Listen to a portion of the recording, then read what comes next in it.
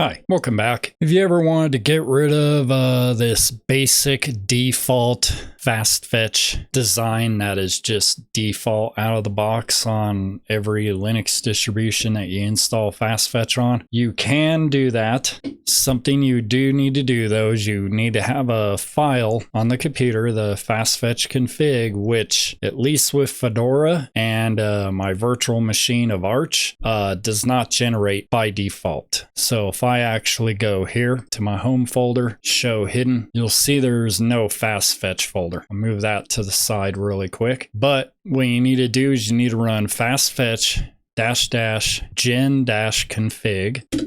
That will generate a default file for you. So once you have that, you've got this. The Fastfetch folder got created in the .config in your home directory, and the config.json is here. I'm going to go ahead and open this with Kate. This is the default thing. Now you can go in and alter these a lot, but these are the words that you can use for customizing a theme that you have set up. And this is obviously where this default JSON is essentially based from. I have my own config. So what I'm actually going to do is I'm going to open a new window. I'm actually going to copy this PNG folder, paste it in there, and I'm going to grab this config JSON that I modified, and I'm going to tell it to overwrite the folder. So now if we open this with Kate, you can see I've done quite a few modifications to it. I do have this separator set for display. I've got all these modules set up and different things and these fancy little separators here. But I also am pointing it to an image inside of the PNG folder. I have two different images. Both these images were generated locally on my system using Comfy UI on my Radeon GPU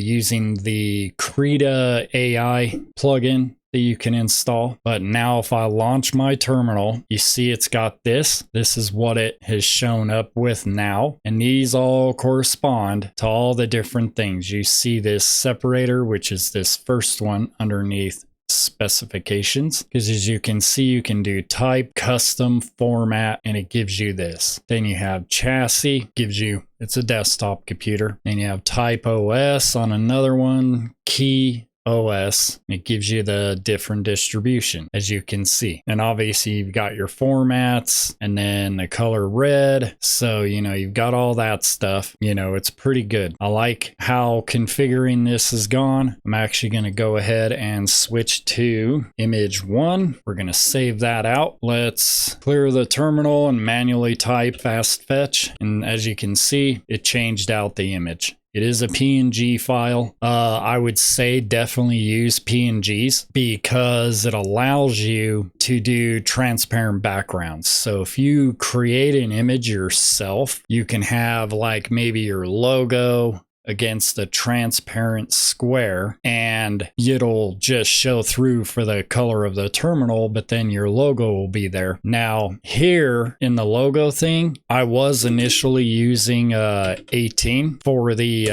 logo size. If I save that, this is just a way for you to resize the image. You know, as you can see, it shrunk a little bit, but I wanted it to fill the space a little bit better. So I switched it to 20. As you can see, you know, we'll go ahead and let's just close the terminal. We'll do that. And then when you maximize, you know, it doesn't scale to the whole window. You could make it do that by making the image substantially larger. This image, I believe, is 1080 by 1080. But, you know, and anyone curious, you know, Krita with Comfy UI generated this image in like 3 seconds with my RX 7900 GRE. I'm sure it would be faster with a RDNA 4 and possibly even faster under CUDA with a nicer NVIDIA GPU than what I've got. But, you know, with the configuration I have it set up under, it's using CUDA actually to do it, but it's running it on the AMD GPU. But I do like this. I do want to tinker around with the color theming, maybe move this text over just a little bit, you know. And the way you do that is like here you got type chassis.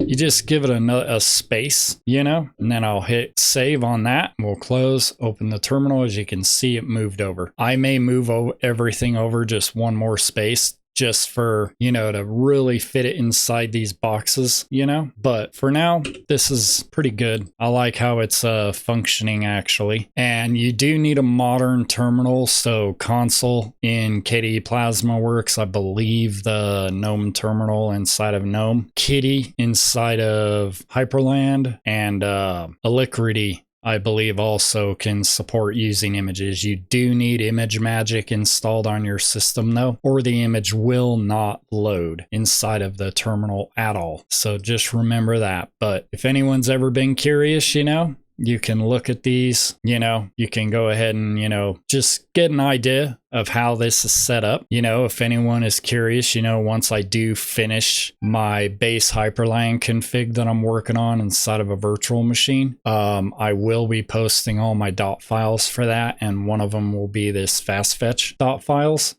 If I do AI generated images for any of the terminal stuff, I'll go ahead and put those in the dot files too. But, you know, I'm just tinkering with this right now, just figuring out how to load stuff, you know. But I figured I would just mess around with it, you know, just to see how everything worked, you know. So go ahead and switch it back to the image 2 that's in the folder. So, you know, it's pretty nice to be able to tinker. This one, it's not as smooth looking as I can tell for that there. I'm assuming the image 1, maybe I did an upscale to it because it doesn't have aliasing on the image. Well, maybe there's a little bit, but I think that's also because this 20 on the height is actually much smaller than the image. So something you want to do is try to generate or use images, scale your images to the proper size that they display in your terminal window on your screen. You know, maybe take a screenshot of just this area to get the sizing and then do that for your terminal window, you know. So obviously, you know, you can do things like you can scale this stuff and it is independent of the image. So just wanted to do a quick video, just a little update, you know, because this also pertains to my Hyprland config that I'm working on.